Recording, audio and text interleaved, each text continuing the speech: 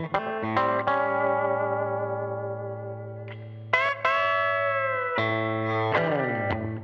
the next most common type of guitar you might see is something that looks like this. This is a Fender Telecaster. This is an old one from 1952, but as you'll probably notice, not a lot has changed. And that's really a commentary on what's so special about the Fender Telecaster. It's the first production solid body guitar that kind of got it right the first time. The reason that they even exist is Leo Fender was a radio repairman back in the day, and people would bring in their Gibson guitars and these big hollow bodies like we were just talking about for repair work, and he got more and more frustrated with the way they were built. Leo loved machinery, he loved production, and the more guitars he worked on, the more he thought, you know, there's got to be a better way to make these, something simpler, something you could just bolt together, kind of like a car.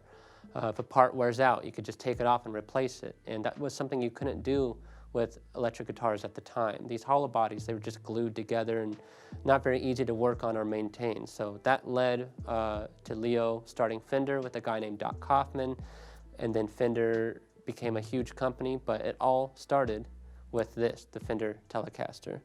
What makes the Telecaster great is that it's just so simple. There's not a lot going on with them. You have a body, usually ash or alder.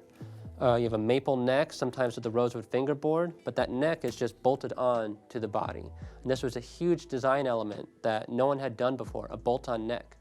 When Leo Fender debuted the Telecaster at the NAMM show back then, people laughed. They called it a canoe paddle, they called it a fly swatter. They thought it was a joke. It seemed like a gimmick. Who in their right mind would play a solid body, you know, almost like a toy-looking guitar?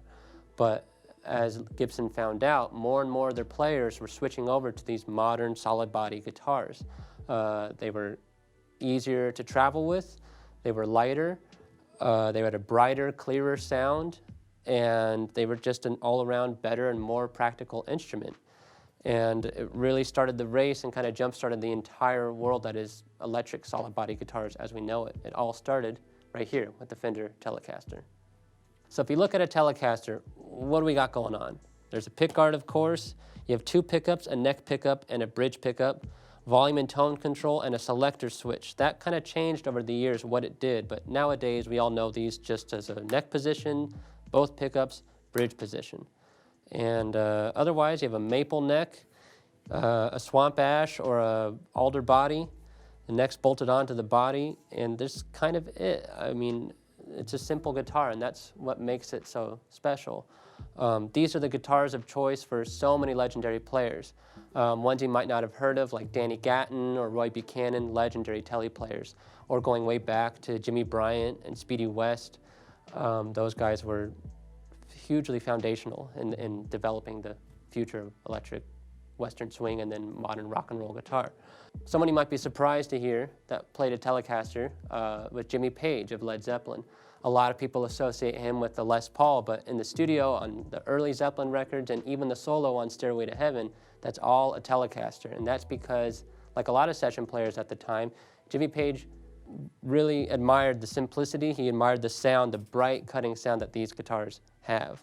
And that's why, part of why Telecasters are the guitars of choice for so many session players. When you think of the sound of a Telecaster, usually people think bright, they think twangy, it's very trebly, and that's true. Part of that is because Leo Fender actually had pretty bad hearing, and he was so obsessed with Hawaiian music, and he was obsessed with the sound of electric steel guitar. And early Fenders, before they even built this, they were building lap steel guitars, and Leo was really into that sound, and he wanted to carry that over into his electric solid body, kind of Spanish-style guitars. And but his hearing wasn't very good, so as people would tell him, you know, these really do, they sound pretty bright. To him, they sounded fine. And that brightness that Fender guitars inherently have has become a huge part of their signature sound. And but when you think of a bright Fender, like twangy sound, it's almost always going to be the Telecaster, and that's what they're known for. So the Telecaster is kind of known as just the working man's guitar, and that's largely in part to its just simplicity and its kind of inherent ability to cover all of your bases. You can bring a Telecaster in a studio and cover almost any sound you would ever need. You can make them sound dark and woody like a hollow body jazz guitar. You can make them sound loud and they can scream like a Les Paul. They're just really a versatile instrument, and even though it may look simple or they may look like they don't have a lot going on, some legendary players have gotten some legendary sounds out of just a simple Telecaster. So if that's something you're looking for, if you want something bright, if you want something that's going to cut and be heard above an audience, or just something that's going to cover all of your bases, something that will be great for any line of work you're trying to get into, a Telecaster is almost always going to be your best bet. So I'd like to take you through some of the sounds that a Telecaster can give you, starting with the neck pickup. It's going to sound warm and woody, kind of like you'd expect from a hollow body, but because it's a solid body and it's got a maple neck, a lot of kind of bright sounding woods, it's going to be much clearer than the sound we had before with those big hollow bodies.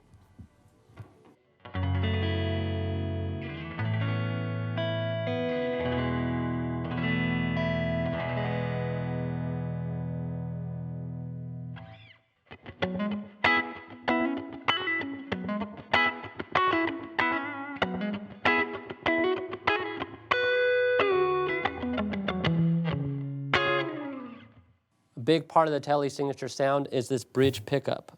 These are a hotter, brighter sounding pickup than most pickups. They're single coil, and having them mounted to this metal bridge plate is a big part of what makes a Telecaster. It gives it that twang, it gives it that bite that you're so familiar with. So let's check out the bridge pickup.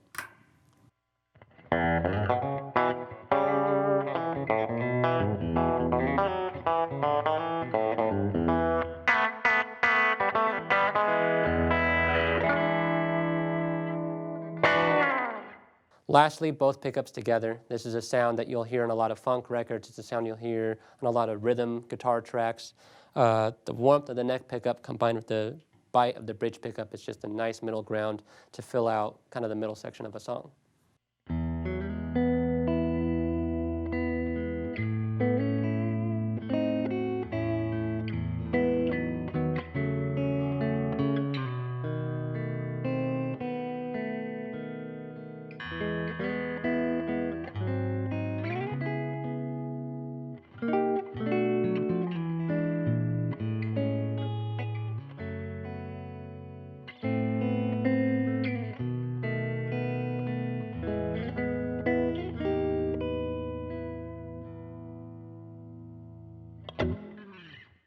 So that's the Fender Telecaster. It's a simple, solid body, 2-pickup guitar.